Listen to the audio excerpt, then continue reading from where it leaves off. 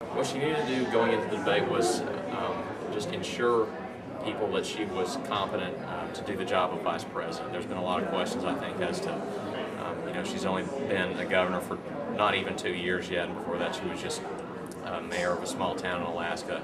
A lot of people have been sort of actually poking fun at her inexperience and her inability to answer questions from the press and from others.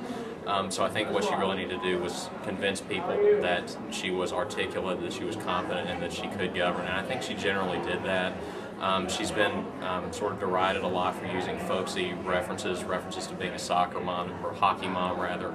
I think she did just the right amount of that, just the right amount of mentioning her roots while still staying on message. So in general, I think she did a good job portraying the image of someone who's competent to govern. I think Palin, the conventional wisdom of her is that she strengthens the Republican ticket's appeal to the base.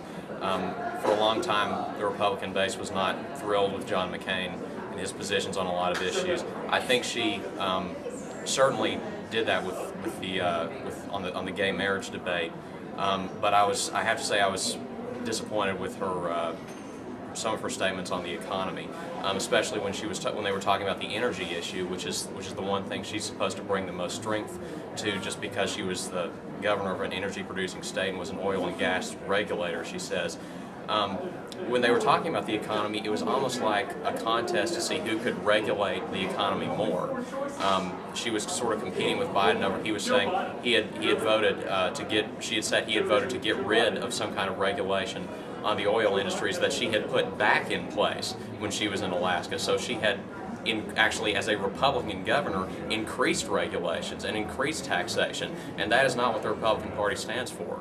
I think he gave her a golden opportunity to talk about the windfall profits tax when he was saying, when families are sitting around the kitchen table, they don't know how they're going to pay for a full tank of gas. She could have talked about how if he imposes this windfall profits tax, gas prices are going to go up because the cost of production for oil companies is going to go up. And in the long run, we're going to become even more dependent on foreign oil because it's going to be produced a lot less domestically because our cost of production goes up. I just was disappointed with that, I would say. With Biden, I don't know if anything really comes to mind. I think when he was talking about fairness on the economy, essentially Obama's tax plan amounts to redistribution. I mean, the windfall profits tax and most of his tax credits, where he talks about he's cutting taxes for 95% of the country.